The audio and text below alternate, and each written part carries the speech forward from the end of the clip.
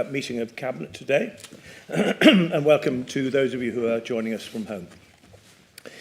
We begin our meeting today with the first item, which is around the minutes of our last meeting, which took place on the 16th of January.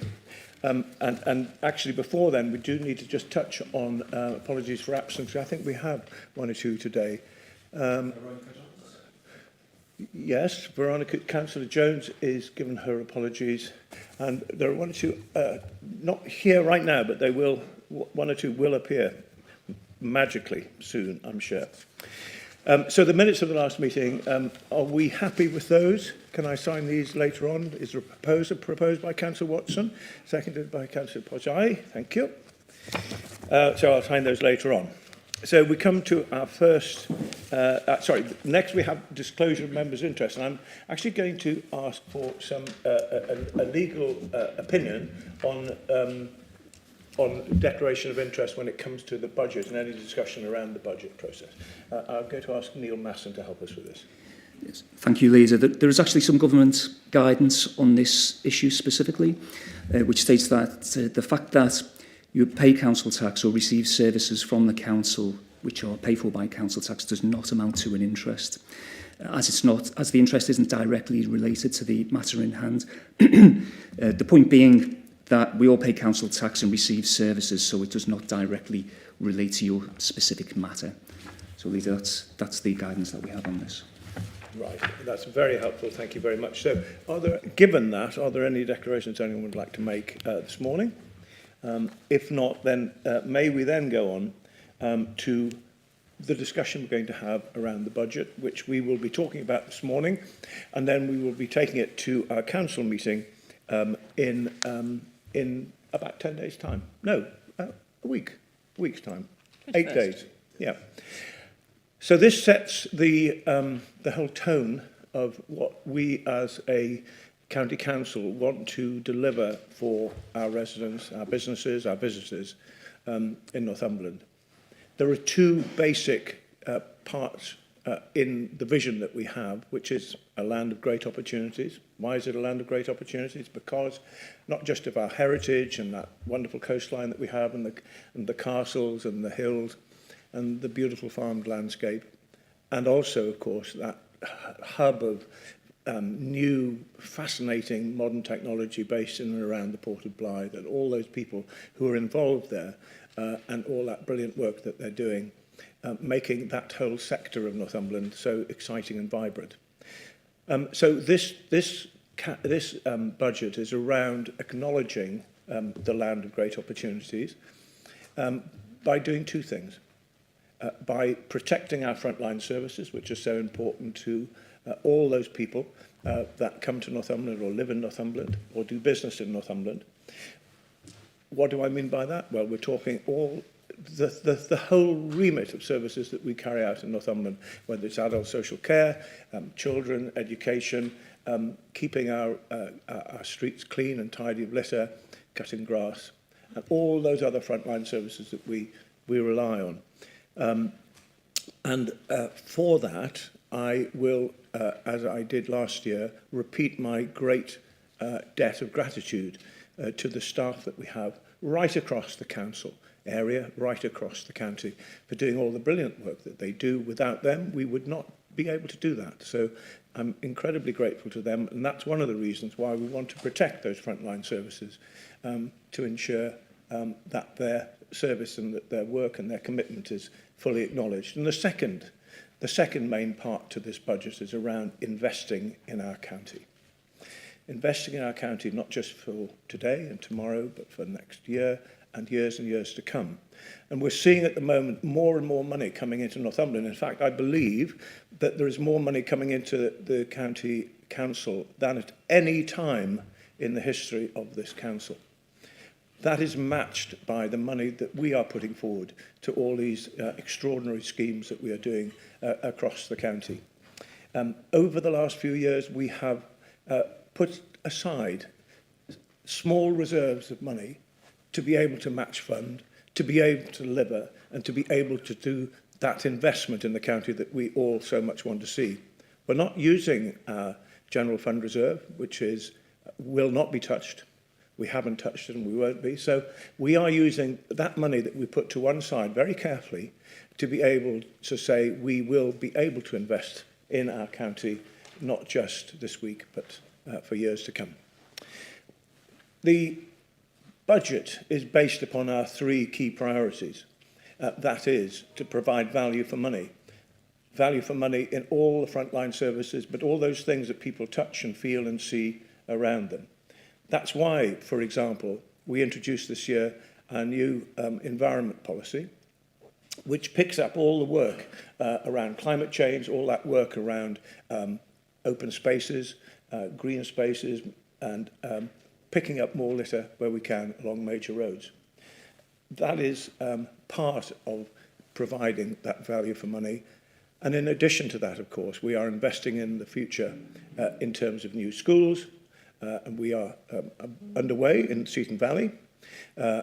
Soon we will be beginning the final stages of preparing to build a super school in Amble. And we have also just recently completed the brilliant new leisure centre in Morpeth, which is doing great business. And it goes along very well with the work that we've done, for example, in Berwick, where we have a leisure centre there that we've spent £23 million on. £23 million. And that is doing great business. It's attracting more users. And I know that everyone in Berwick is grateful for that. And we will be doing more in Berwick. We will be doing more across the county. We will be investing in Prudhoe, for example, in a whole range of new measures in the leisure centre there, and in other ways in Prudhoe as well. And Bedlington will see a great deal of work on the country park nearby, and the park there as well, of course, as this incredibly exciting new cycling and walking initiative in Bedlington, and all the work that the new Northumberland line will bring to the town and the other towns that are along the Northumberland line. And of course, that is going to open this year, and that is an incredible bit of exciting news. We're supporting business, our second priority, by doing a whole range of different ventures to bring more jobs and opportunities. And that includes smaller items like making sure we continue to keep town centre car parking free. We will continue to do that next year as well. It is important that we do that to encourage small business, to encourage visitors to town centres, and to build a market economy in every way that we can. And, for example, we will keep the first hour free for cars parking in our country parks, so people can continue to use those country parks for their enjoyment. And then tackling inequalities is our third and equally important priority. And we're doing a whole range of work there, including working closely with our voluntary sector partners. And when I say partners, I mean partners. They really are partners who are in this for the same commitment that we hold, to doing everything we can to make sure that everyone in the county has the same opportunities in life. And that's why I'm so proud of the skills training that we're doing across the county. Of the new welding centre that was visited by the Secretary of State last week, where we will see young people, and actually people of all ages, learn new skills to allow them to build the confidence in themselves so that they can go on to bigger, better things in their lives. So it's a hugely important budget for this council and for the people, and I am very proud of it because we have managed to continue to invest in all of those things that are important to people. Council tax will increase by the same amount as most other councils will increase their council tax, but it will be providing all of those things I've just touched on, all the investment in the county, and making sure that everybody has a voice, everyone feels at home, that live here, and that visitors come away from Northumberland thinking, wow, what a place this is, what a fantastic place to live, what a fantastic place to visit. So that is that is the budget as a whole. We did begin our budget consultation to find out exactly what it is that people really wanted within this budget a long time ago now. At least 18 months ago, we began to have conversations. Over the last 12 months, I think we have had a greater amount of consultation than at any time in the budget process, certainly As a councillor that's been here quite a long time in my life, and my time as a councillor, I have never seen the level of consultation and engagement. We started the process formally back in July with a policy conference that was open to all members of the council to come and tell us what their priorities were on behalf of themselves and on behalf of the areas that they covered. And we followed this up by another policy conference in September. We have met business representatives. We've talked to a number of business people, our chief executive, who's done a fantastic job in reaching out and starting to create friendships and trust amongst all of the people that work in Northumberland, within the voluntary sector, within the business sector, within the church, and a whole range of really important parts of society within the council area. And those discussions have also helped formulate the budget that we're talking about now. And we've also had significant amounts of online consultation, which was open to everyone to be part of. And we had an online question and answer session. The survey has had an extremely good response.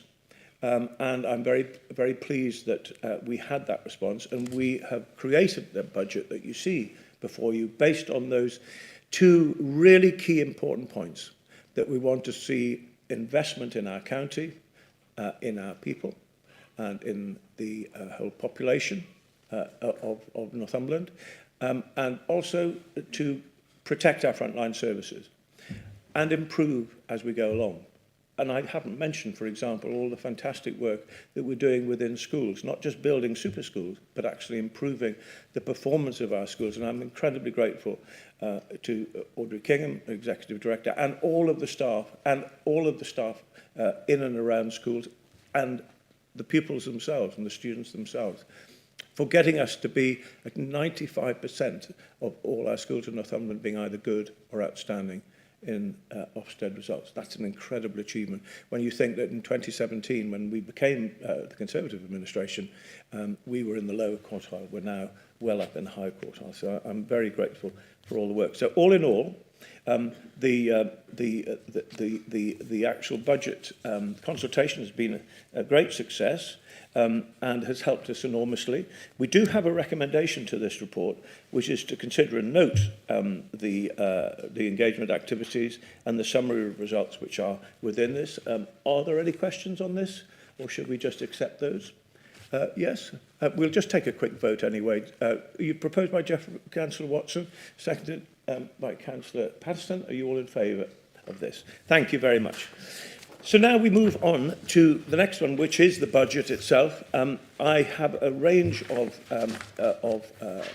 recommendations that we need to cover within this. I do need to just make right up front a point about one of the items within this, which is around a possible increase in the residence permit car parking charge. But we've decided not to proceed with that. So we will, when we get to the recommendations, and I think it'll be in recommendation 2, which will cover that point, that we are not taking that particular item forward at all, because we will retain that as part of the budget. Okay, so I will just take questions now. Are there any questions or points anyone would like to make on the budget? We have the capital programme, which goes into great detail around all of the investments which are taking place right across the county, whether it's Berwick or whether it's Hexham, Ashington, Blythe, right across the county, this investment is taking place. And I'm going to ask Councillor Posai to put his point of view. I just would like to say how great it is and how great our capital programme is, and would like to just give you a taste and a few highlights from it. So we spent more than £30 million in Ashington to bring the new life into the town centre. We are continuing investment in Bedlington with next 1.2 million spent on the phase 1 and 2 of the town centre redevelopment, but we also invest nearly £8 million in new cycling and walking infrastructure there. We also invest tens of millions in Blythe, delivering and energizing Blythe programme. We complete Hexham Heritage Action Zone, but also refurbishing the shambles. We connect Hexham with Corbridge using our new cycling and walking lane. We spent money in Berwick on Maltings Theatre and on Berwick Gateway. We secured £3.5 million for Cramlington redevelopment. We also spent millions of pounds on Great Northumberland Forest, meeting our environmental commitments. So, in my opinion, it's great. Let's not forget about Northumberland Line and all economic corridor around that. In my opinion, it's a great capital program, great budget, and I fully support it. Good, excellent. Thank you very much indeed for that. I couldn't agree more. I'm actually just going to ask our executive cabinet member for his thoughts on the budget. We're just taking questions as we go along, but Richard has done so much work, Councillor Wormer has done so much work on this, and I have to thank him, along with the team led by Jan Willis, and Alison Elston and others who have done a fantastic job on the budget, and I'm so proud of the work that they've done. I'm very grateful. Councillor Worth, any points you wish to particularly raise? Thank you, Leader, and my apologies for being slightly late due to some meetings that overran. I don't have huge amounts to say. This is a really strong budget from a strong council with a strong financial capability and capacity. Unlike other councils, as I'm sure that will have been covered in your conversations, we're not having to close leisure centres. In fact, we're refurbishing and enhancing them and building new ones. We're building new schools. We're investing in the future of education, as I'm sure that Councillor Renner Thompson will have said, and building on our success. This is as well, though, a bread and butter budget because ultimately we're putting so much into fixing the day-to-day things that matter to residents. That's around the £36 million or so that's in this year's budget for pothole repair, which is something that we've heard loud and clear that we want to make sure that our roads are the very best they can be. £28 million next year. Parks enhancement, and all of those things that are so important in terms of local services. And I bet you, I could almost have said it word for word. I bet you said all of that already. So well, thank you, Leader, very much for the opportunity to speak. That's really good. Well, I'm sure you'll come back later on. Just on the roads, I wonder if I ask Councillor Riddle, who is our cabinet member responsible for local services and all the upfront roads work, could you just clarify where we are with how much extra we're putting in to our roads this year and next year, please? Thank you, Leader. Yes, I'm delighted actually that Cabinet and the Council are hopefully going to approve all this extra money into roads for us, because, you know, we've got a network of I think over 3,000 miles of road in Northumberland, and much of those, or many of those roads, are rural roads, and quite a lot of them UNC roads. And for this particular reason, we are putting 4.45 million into UNC road improvements and repairs, and an additional 5.77 million into pothole repairs throughout the county. This includes the extra money we got from government for potholes and some money that we've put in to match fund it. So, you know, that's approaching £11 million. And really, this is an ongoing programme. It's not just a one-year programme. So I'm very confident that we will get on top of the job and improve our roads once and for all with much better standard of repairs. Yes, thank you very much. I think those are really important points. And we have, like all other county councils, especially rural ones in England, have suffered from the effects of the weather that we've had this winter, which has seen flooding in a scale never seen for years here, and also recent frost. So we will get these sorted out, and it is very much a priority for us that we have found this extra money, a considerable amount of extra money that we will give to our frontline teams, to get on with our roads repairs that need doing following this terrible weather we've had. And you did touch on the more permanent repairs, and we are, I think I'm right in saying, putting aside getting on for £2 million specifically for structural patching, which is where we come along dig out, a series of potholes and actually relay with a much stronger material that will last much longer. But I know that the potholes are causing problems, and we will commit to this money and all our attention to repairing them and making sure that our road system is as good, if not better, than any other county council in the country, and I'm sure we will do that. We just ask people to bear with us while we get over this particular weather, wait till it improves a bit, and then we will have the conditions to make those repairs and make them properly so that they last for a long time to come. And I know you're very keen on that, and you will make sure that that money is spent across the county. Yes. Councillor Patterson. Thank you, Leader. Can I just mention the fantastic Hurst Welfare Centre in Ashington, which is transitioning over from the council to being looked after by the community, which I think is a great thing. And so we're proposing to give them 250,000 in 24-5, 180,000 in 25-26, and 100,000 in 26-27. I think, do you want to touch on sheltered housing as well and the work that we're doing on that? You're going to cover that in a report, I will know. cover that later on, Leader. Right, but yes. we are investing heavily in Absolutely, in that area too. it's extremely important that we look after our vulnerable residents. Yeah, good. Thank you very much. Yes, Councillor Stewart. Yes, thank you, Leader. Certain towns were mentioned before about major investments being placed there, and I'm not going to be talking about Prudhoe, although grateful for the investment you're making as a council, and it is really appreciated by the people there. But more so for the ones in South East Northumberland, which we mentioned elsewhere in the county, from the north in Berwick, which I've had the pleasure of visiting recently, also throughout Tynedale.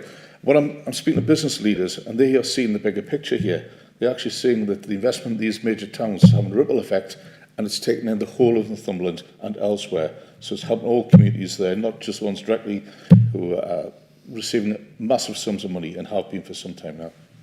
Excellent, thank you very much. And I did join you on a very interesting visit to the Essity factory last week in Prudhoe. And what a great development that is, and what a great job they're doing. Councillor Wearmouth.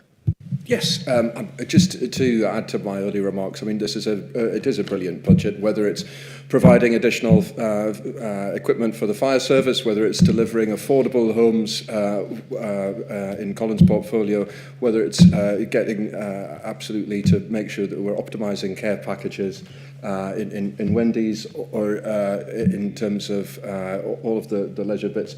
The huge amount of regeneration that's going on and amazing work in schools. But maybe it'll be known as the roads and pavements budget, and from a council that cared about the people's priorities. And I think that would be a suitable summary for it if you were looking for a strap line. Yes, absolutely. So I couldn't agree more. As I said before, and I'll repeat it again, and I apologise for repeating it again, we do know the problems with potholes. We are committed to finding, I think it's over £30 million this year on our roads, and £30 million next year as well. So we are gearing up, we are finding the money, and we have found the money, if, of course, this budget is agreed next week. And I'm sure that all the opposition groups will want to support this budget then. Okay, so next, yes, Councillor Watson. Just to say, Leader, that I'm really pleased with the way that we're spending our capital money, both across the county where it's needed, but also as a result of the recent survey that we've had throughout Northumberland. I'm really pleased to see that we're spending the money in the areas that the residents of Northumberland want to see us spending the money. It's really good for me personally as a cabinet member to think that what I'm thinking about where we should spend the money, the most of our residents think that as well. And I think as long as we can do that, as long as we can be fair across the county, address the issues, then we'll be proud of what we're doing. And thank you for letting me speak. Excellent point. Thank you very much. Yeah, Councillor Riddle. Yeah, Not really wishing to contradict you, Leader, but it's not 30 million on roads this year, it's 36 million on roads. Imagine that. Well, Massive, massive amount. Probably the most ever, Leader. I would think it certainly is. So that we're talking about 72 million pounds over the next 2 years, but we will actually pull that forward as well. So that's great news. Thank you for correcting me on that. That's really, really useful. Councillor Horncastle, did you want to raise anything in your area? Perhaps the affordable housing? Well, I was going to touch on the C and U roads actually, because in the rural area that I represent, most of our roads are C roads and U roads, and well, when we're providing the service to people, you've got to listen to people, which is what we have done. And when you go to parish councils, it's no matter how much you talk about the budgets and what we're doing and leisure centres and all the rest, you try and get the focus on the bigger picture, Northumberland. They always come back to one thing, and that is the state of the roads. I was just at one last night where I give a budget presentation, and all they were interested in was the status of new roads in that parish. So I make no apology for mentioning it again, but because it's very welcome, this announcement, because these U and C roads are the most important things we've got in our rural areas, and they are crumbling. It's not just Northumberland, it's all over the country, and this amount of investment is bound to make a big difference, and it's very, very welcome, and it sends a message out to people and the parish councils: we've listened to you, and this is what we're doing. Yeah, excellent. Quite right. So yes, that commitment is there. The money has been found, and it will be spent. And but in a way, it's slightly disappointing that attention has been taken by this foul weather that we've had from all the work that we've done over the last 2 or 3 years in resurfacing large sections of road, which I know that people tell me about that they're very grateful for. So well done to all local services for all the work you've done, and we will deal with this problem of potholes, and the commitment that we've shown will demonstrate that. Okay, so is there anything else from anyone else? Councillor Renner-Thompson, do you want to touch on anything around education? Well, you've already covered it yourself so eloquently, Leader, but it would be remiss of me not to yet again talk about the investment we're making into our school estate, including into a new sports block right here in Morpeth, which we've had various meetings with the school trust about, and isn't something that's very widely known yet. So it's something we're going to be talking about quite a lot in the near future. Seaton Delaval School, Astley Community High School and Whitby Middle School is up. The build is underway. In Amble, we've appointed the new contractors, and with Berwick we have regular meetings with the head teacher and the Regional Schools Commissioner about the progress on that project. I can also say they've got the Ofsted inspectors just got in today. They're going to be there over the next 2 days, and we're hopeful of a good result. So we'll watch this space. So it's not just about the building programme, like you say, it's about the quality of education, which has skyrocketed under this administration and under the government's administration. Yes, thank you very much, and thanks again to everyone involved. And I would just go back quickly to the affordable housing issue. We did, if you remember, 3 years ago, commit nearly £50 million to the delivery of affordable housing. We said a few years ago that we wanted to deliver at least 1,000 affordable houses. Well, we haven't done 1,000 affordable houses. We've done over 1,700 affordable houses with the help of partners. And actually, I want to say thank you to Advance Northumberland and their house building arm for delivering so many high quality opportunities for people to move into houses they can afford and to flourish and to enjoy the homes that we as Ascent Homes have built on behalf of people in Northumberland. So well done indeed to Ascent Homes and to Advance Northumberland and all of the key partners that we're working with within the affordable housing sector. I'm very proud of the figures that we've managed to achieve, and that figure will continue to rise. Can you help us a bit with the figure and how it might rise? I've got the figures in front of me, but what I was going to say was that the important thing is we've got this £45 million. If we didn't have that there, we wouldn't be going anywhere. And all the schemes that we're looking at now, the new ways of doing things about buying houses from developments, ready to have tenants go straight in, through Ascent Homes, all these sorts of things, buying houses back that were right to buy houses and doing them up, getting the rents in. So we have got a really good affordable housing programme. We are desperately trying to expand it out to rural areas. Just had a discussion this morning with a housing officer, a planning officer actually, about a scheme out in my area which is progressing. Things are progressing, but affordable housing is probably one of the things that's slowest to come to fruition, but we are doing our level best. Yeah, no, I think the figures that we've achieved are great, and it wouldn't have happened without all the help from our partners and from Ascent Homes and so on. So, thank you very much for that. If there are no further points, questions, yes, Councillor Riddle. Thank you, Leader. You know, with budgets, everybody thinks that you're trying to save money with budgets, but that's clearly not just the case. And, you know, we've looked at everything, and one thing where there's actually a small amount of growth proposed is we've been spending a lot of money on public conveniences and on the refurbishment of them.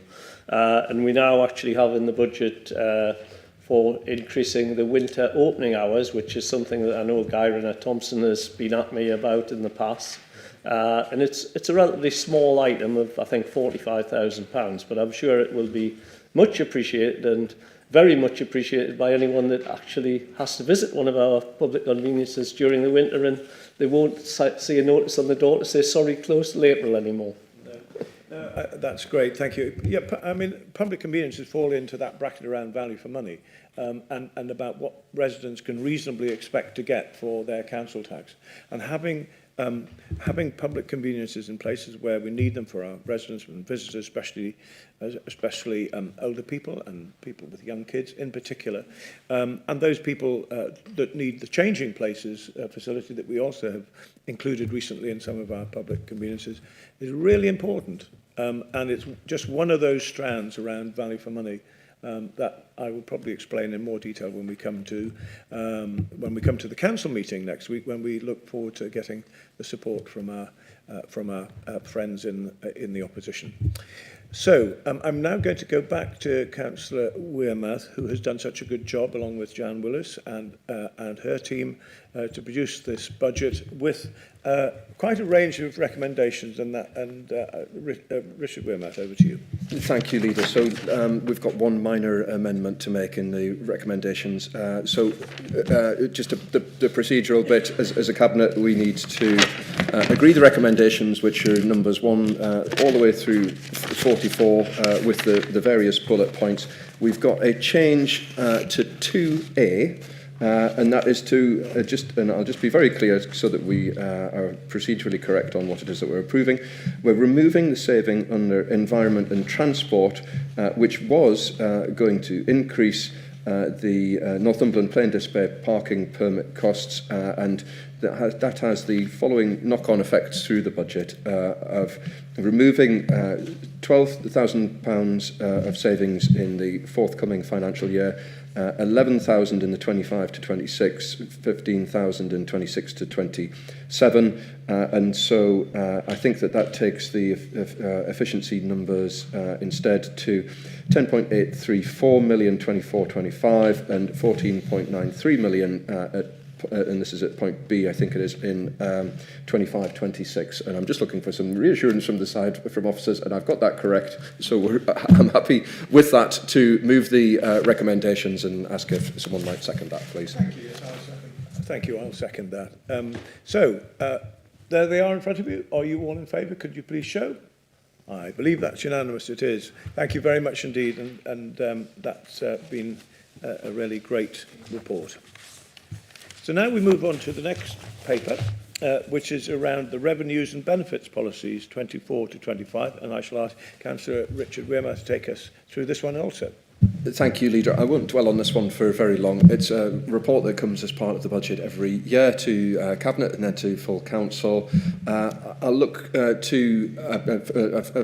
guess, important, though, to thank the Revenue and Benefits team who've not just worked up this document, but have been working incredibly hard right the way through the year, not just on collections and sending money out, but making sure that we've got those bits of our corporate plan embedded firmly into everything that they're doing around around helping those who need our help the most in terms of inequalities and making sure that we're driving value for money. And there'll be elements as well in this, no doubt, of facilitating jobs and inward investment and assisting business as that third priority. Looking to recommendations, there are three bullets at 3.1, and so the Cabinet is asked to recommend to the Council the following: to approve the policies as set out in Appendix 1 through 6, approve the implementation of 100% empty homes premium after 1 year from the 1st of April 2024, and that is about making sure that at this time where in our country and to a lesser extent in our county, that we want to make sure that there's housing availability and people can get a house and live in a house here in our beautiful county of Northumberland, that they can do that, and that helps to incentivise people to not hang on to empty properties. The third one and final one, make a determination to implement 100% premium for second homes to increase the council tax charge to 200% from the 1st of April 2025. So that isn't for the forthcoming financial year, it kicks in from the second year of this 2-year budget, and that again is reflecting on concerns that are very well felt by the administration here and by all councillors, I'm sure, about the pressure that some of our communities, particularly on the coast, but also in some of the upland areas, around the number of second homes, and that the government has given us now and enacted the legislation to allow us to do this, and this is us stepping through into that. We trailed it in last year's budget, but the legislation wasn't forthcoming whilst they did the work that was quite rightly necessary to make sure that it was exactly as it should be, and here it is now. So with that, I'll move those recommendations and ask for a seconder. Yes, thank you very much. Guy Rowan-Thompson can second those. Thank you very much. Any questions? Yes, Colin Horncastle. Thank you, Leader. I'm not the type of person that likes to see people unnecessarily charged or taxed, but under the recommendations, recommendation 3.1, the second and third bullet point, how much I fully support these recommendations. On the approval, the implementation for 100% empty homes, anything that can bring any of these empty homes back into being lived in is a massive bonus. And on the implementation of 100% premium for second homes, we know how many parts of this county, especially the rural areas and the rural coastal areas, have been hit by second homes, the effects this has in the rural areas, and anything that can deter this situation is only to be welcomed, Leader. Thank you very much for that. Guy Rowan-Thompson. Yes, thank you, Leader. That's why I put my hand up to second this, because the area I represent, Bamburgh, Sea Houses, Beadnell, has the highest level of second home ownership in the county. It's something that myself and other local campaigners have been talking about for a very, very long time. And we're pleased to see that through representations we made to the government just hasn't done this out of the blue. They've run many consultations, and both myself and the local parish councils there and many local people have responded to those consultations, along with people from other hotspots like Cornwall and the Lake District. So we're glad to see that we've been listened to. Anything that can bring housing stock back onto the local market is to be welcomed, and we're hopeful that this will bring housing back into the rented market and back onto the market for sale. It is combined with further legislation on holiday lets. So the main worry about this was people would just switch their second home into being a holiday let, and then there are various other tax reliefs. But the government has also tightened up on that as well. So this isn't just in isolation. So this is going to be very welcomed by the communities I represent and communities up and down the county. Yes, absolutely. Very true. Thank you for that. Something we do all want to see.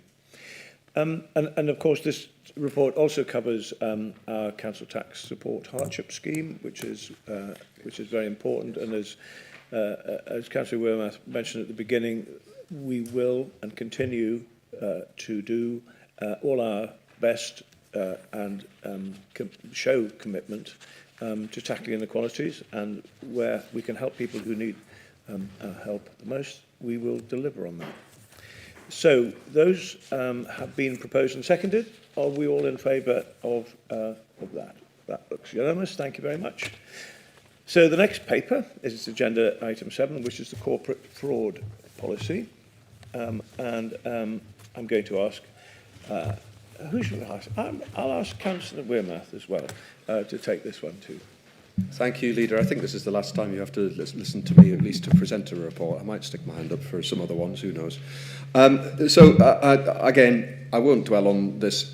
These reports get updated as required for legislation to make sure that we optimise them. It isn't, I don't think, a wholesale change at all from the previous year. I would point you to the recommendation again at 3 and specifically 3.1. The Cabinet is Cabinet to recommend to the County Council to approve the update anti-money laundering policy, anti-fraud, bribery and corruption policy as attached in Appendix 1 to 2. With that, happy to propose that. Thank you.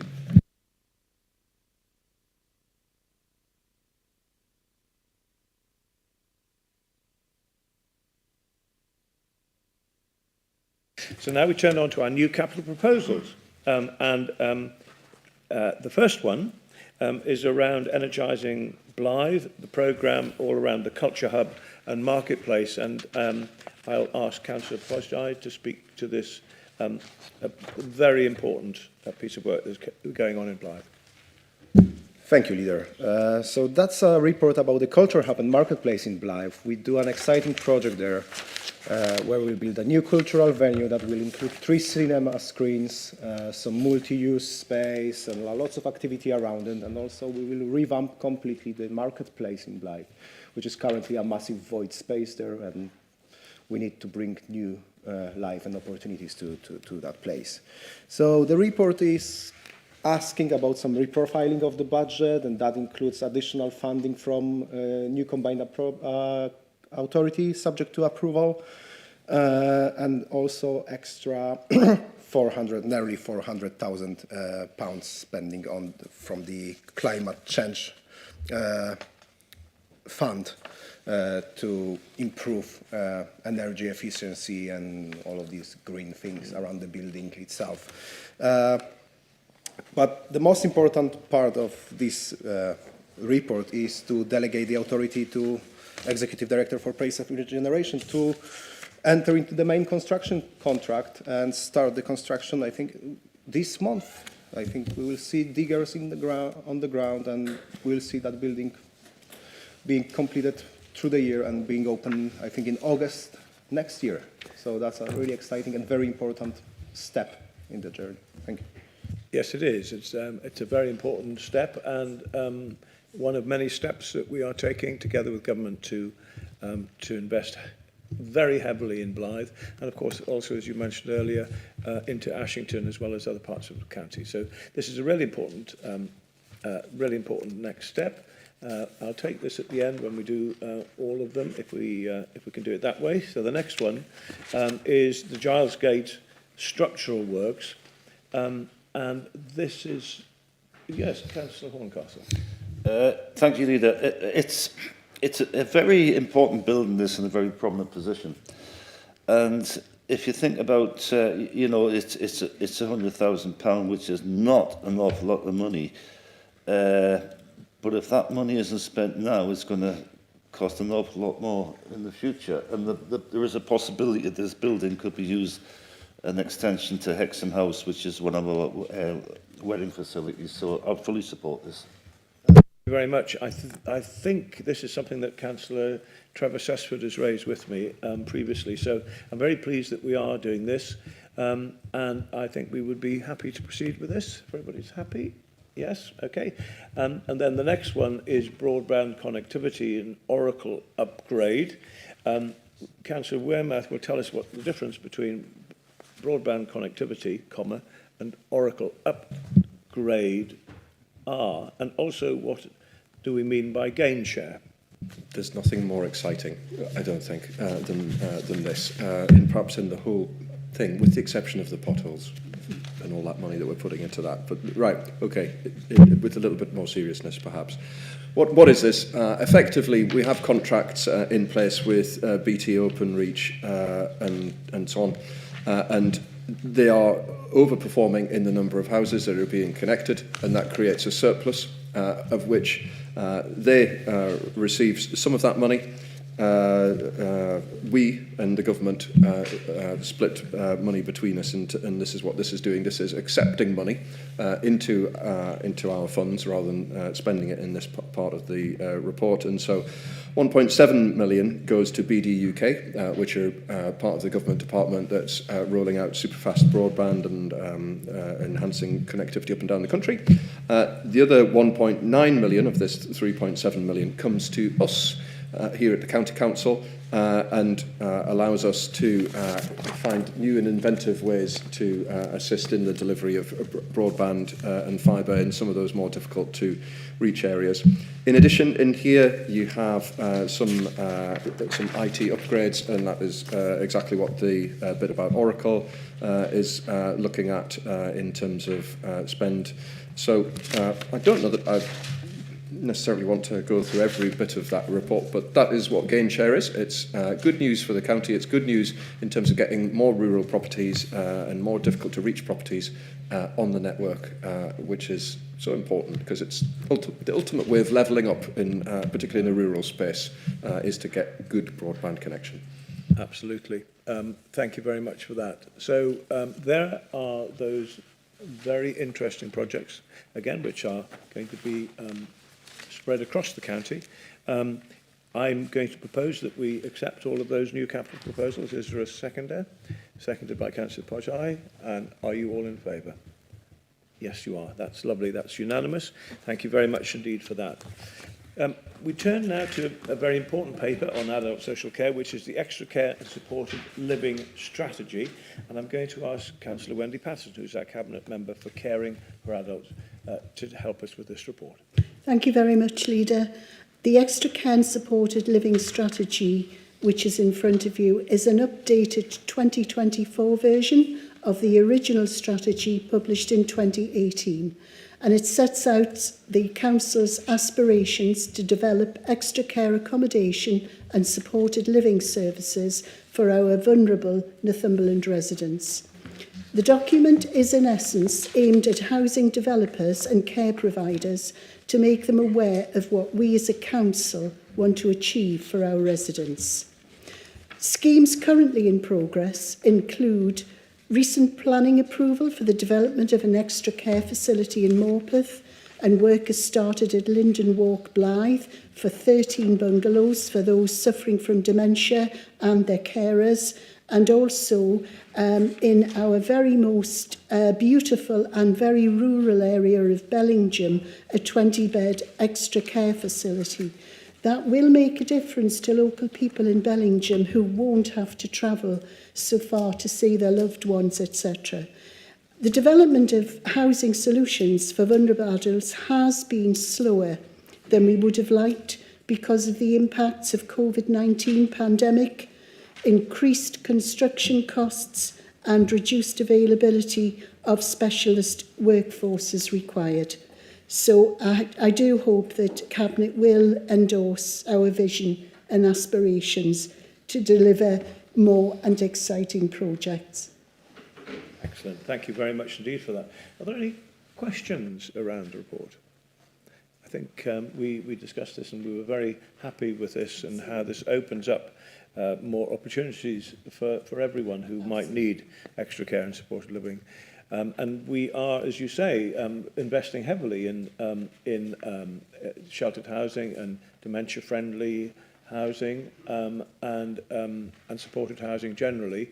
And so this is reaching out to a number of other providers to say we are very ambitious about increasing the amount of work we're doing in this, and we would like you to help us deliver on this because it is a key priority for us.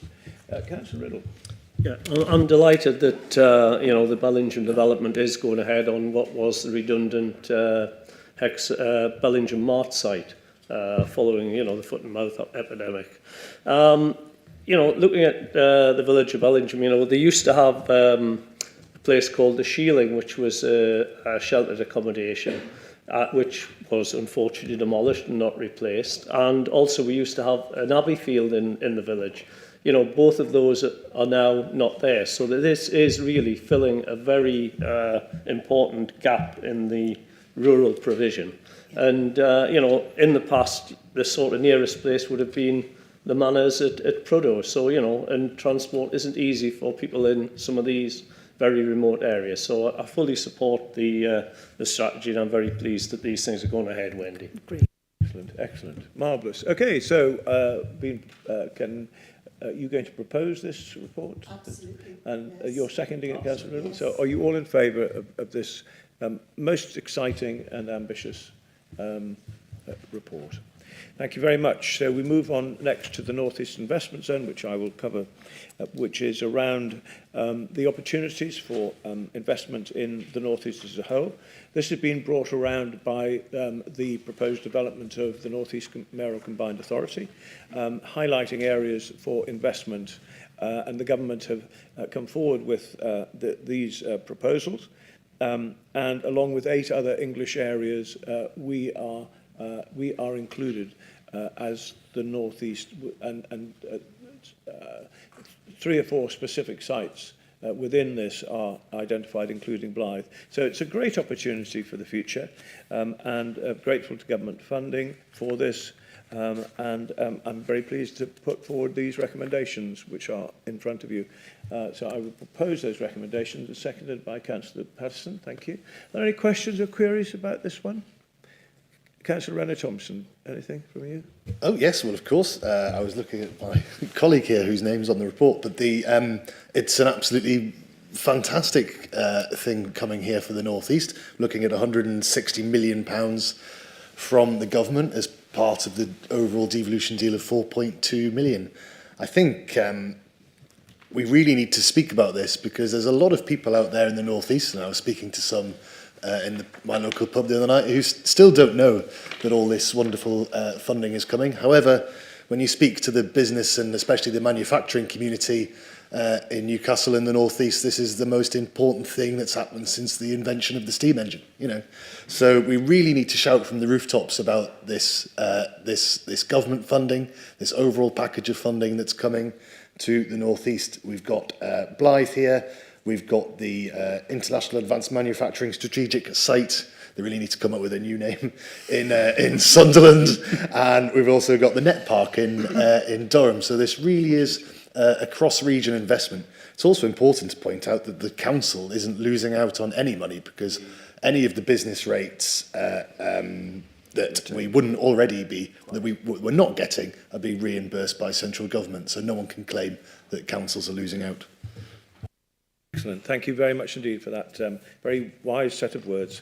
So, that's been proposed and seconded. Are we all in favour? We are. So thank you very much indeed for that.